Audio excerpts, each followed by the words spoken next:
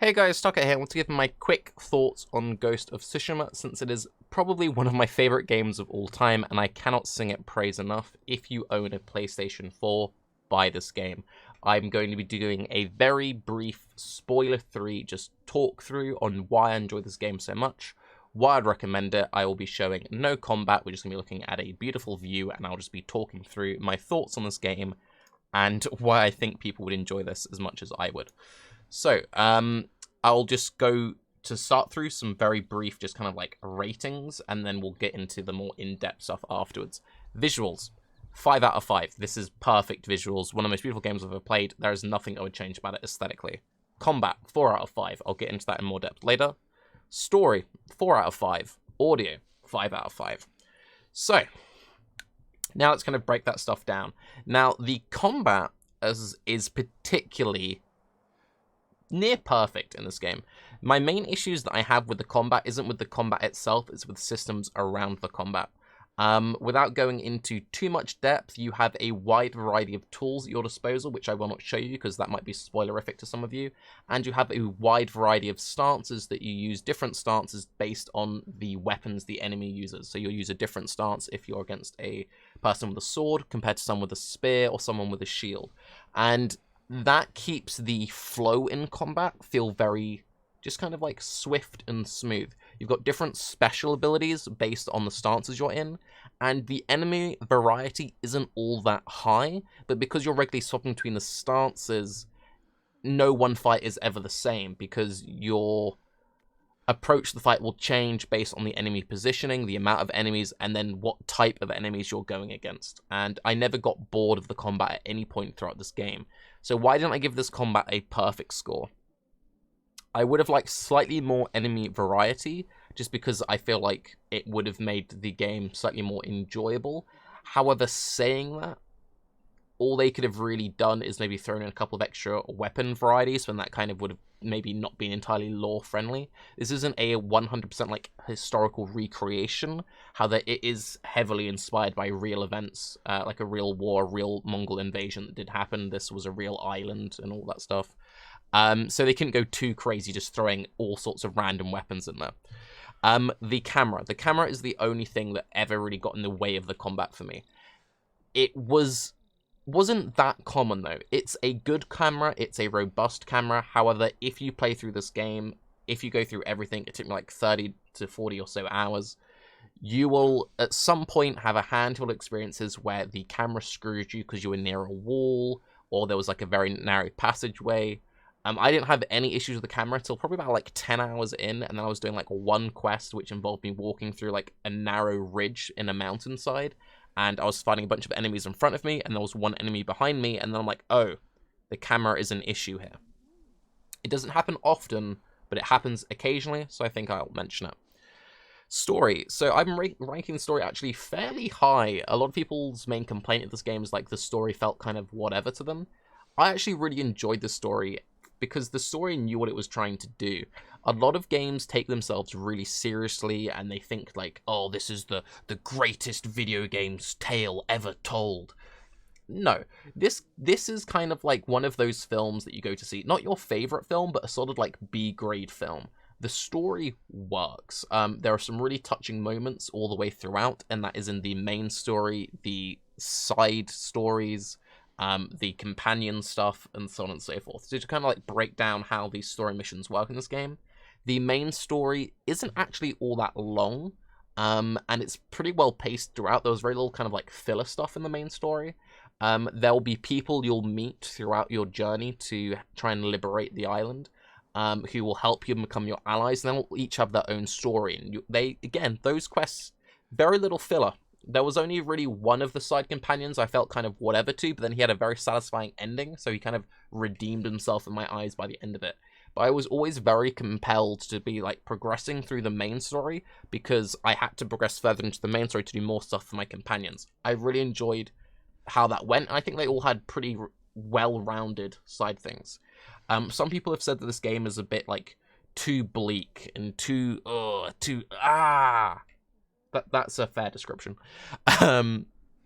This is a gritty feudal Japan Mongol invasion. The Mongols had some kind of barbaric ways to go about doing things, and we do some fairly barbaric stuff ourselves. However, saying that, there are some quite light-hearted characters. There's one side character you'll meet and do some missions for who's always very fun, and I was always very happy whenever I saw him. There are also some genuinely quite witty moments from Jin Sakai, the main character. He has a pretty good dry wit, so I don't think it's as bleak and heartless as people give it. Just say, oh, it's all just misery. But there's a lot of misery in this game. So yeah, to summarize, story has great beats all the way throughout. Side stuff felt great. Very little filler. And I found there was some levity to be had in there. The main real complaint or question people have asked me when I've been streaming this is saying, Tarke, is this just Assassin's Creed in Japan? I think it's much fairer to compare this game to something like Horizon Zero Dawn. Horizon Zero Dawn was one of my favorite games on the PlayStation. This is now my new favorite game I've had the whole time I've had a PlayStation 4. This is kind of like if it took every single open world game that ever existed and then borrowed elements from all of them, but then just kind of did it better. So just to briefly show you how the map looks, and I won't go like too crazy showing you stuff on the second islands and all that other stuff. But there are like camps that you can liberate and that will reveal parts of the map. How you can just reveal parts of the map by just running around revealing parts of the map. There's lots of little side stuff. If you zoom in, there'll be lots of little side pointers and question marks and different little things you can go about, collectibles and all that other stuff.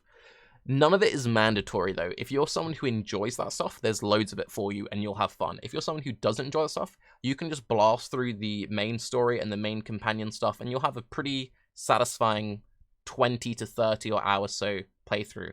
I just had a lot of fun going very slowly just through the first island, doing absolutely 100%ing everything, and then I was going, a little bit more rapidly on the second and the third.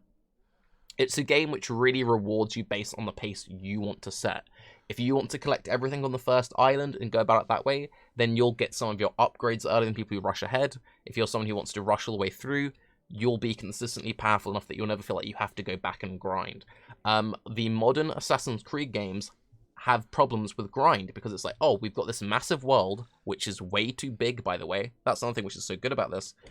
You can run from the bottom of the island all the way to the tippity-tippity top without any loading screens, and it's a fair travel distance. There's also a good amount of fast travel spots you can jump between as well. Everything feels well proportioned. The map is concise with a lot of stuff in there, but it never feels too big and it never feels too cramped. And there's a wide variety of biomes, and it's just like, wow, it's so good. There was only one mission, and I will mention this mission because it was the only time during the entire game I got frustrated with the game, and it was the only time I ever thought you could compare this to a Ubisoft-style game. So it was one of the Mythic side quests. The Mythic side quests are generally all super beautiful, amazing stories, great, and I loved all of them except for this one, and you get it in the second act of the game, and I won't tell you exactly how it works, but basically you need to collect a bunch of keys from a bunch of locations, and there are too many keys, and there are too many locations, and you end up doing the same thing too many times, and it's like, hang on, this is the only quest that feels like a video game, and damn, did that quest really feel like a video game. Aside from that one quest, I would say the quests in this were near perfect. I enjoyed all of them thoroughly. Screw that one quest. It had a great reward, but screw that one quest. Now, getting into actual, solid criticisms and teardowns of this game, my biggest gripe with this game is the charm system, but at the same time, I love the charm system.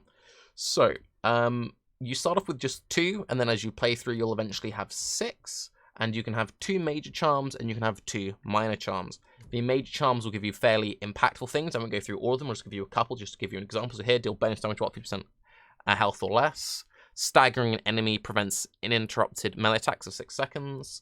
Stagger the enemies have a chance to be knocked down. Landing a headshot has a 40% chance to return an arrow. So you just give you an example of some of the stuff in there. So they're pretty big. So if you were playing, for example, a pure archery build, which you can do, by the way, you'd definitely want to use this major charm. And then the minor charms give you some examples to show you what I've currently got equipped. So while at 50% health or less, healing recovers additional 30%. Increase health and melee damage by a moderate amount. Percentage increase to resolve gains, which is what you use for your special abilities. and reduce all damage by a major amount. Now, the Path of Exile players, which will be most of you, because I'm a Path of Exile streamer and content creator, will have noticed one big issue. Reduce damage by a major amount. Percentage increased gains. Increased by a moderate amount. There's a really annoying mix between, like, percentage increases, more increases, and then minor, moderate, and major. I don't know what minor means. I don't know what moderate means. I don't know what major means. It would be great if we just had consistent. So if they're only going to do wording, then just only have wording. Or if you're going to do everything be increased damage, then only have increased damage. It annoys me to no end. What is better, 10% increased damage or minor melee damage? I don't know. And this game has both of those systems, and it's very frustrating. The next big gripe with the charm system, and you may have clocked this, so based on the kind of playstyle you have will dictate the kind of charms you want to use. There's also a very wide variety of different gears, which will have different bonuses based on what you want to do. So what would happen to me regularly is there would be different armor sets I'd want to wear based on perhaps the mission I was on, or just the playstyle I was feeling at that time. And with that, I then want to use different charms and different cosmetics. So you can customize your helmet, and there's like your helmet is in like a physical armor helmet. Headbands you can see here, there are like masks you can have. You can dye different ones, you can dye different armor sets. I don't want to show you it because it could be considered spoilers. And there's loads of amazing customization. You can change your sword skins, you can change your bow skins. There's all of this great stuff, so you can make very unique feeling characters, and you're like, this is my creation. But then I end up doing that every single time I change my gear. So if I want to go full ranger, I'll use my ranger armor with my specific ranger bow skin, with my specific ranger headset, with my specific ranger charms. And then I want to go full melee, and I want to be full samurai, then I need to change everything again, and it got kind of frustrating. I would consider this game basically perfect if it had saved charms layouts, better charm wording, or at least more consistent wording, and just like quick swap stuff. This game does amazing work to completely remove the HUD. What you see here is basically what you get in combat. The only thing that changes is in combat, in the bottom left corner, you get a little health bar with some rings above it, which is what your resolve is. Everything else is just hidden away. If I set a location, let's say I want to travel here, that's where I want to go to. There's no markers on the map. You know what happens? I scroll up on the touchpad and the wind blows in the direction I want to go into. There's no pointy arrows.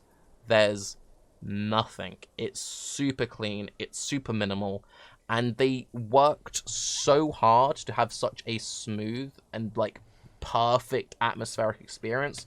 The fact that you then have to spend so much time in game menus when it comes to gear swap outs and charm set outs really ruins what is near perfect. The way you traverse, the way you follow the wind, you can see the leaves blowing along.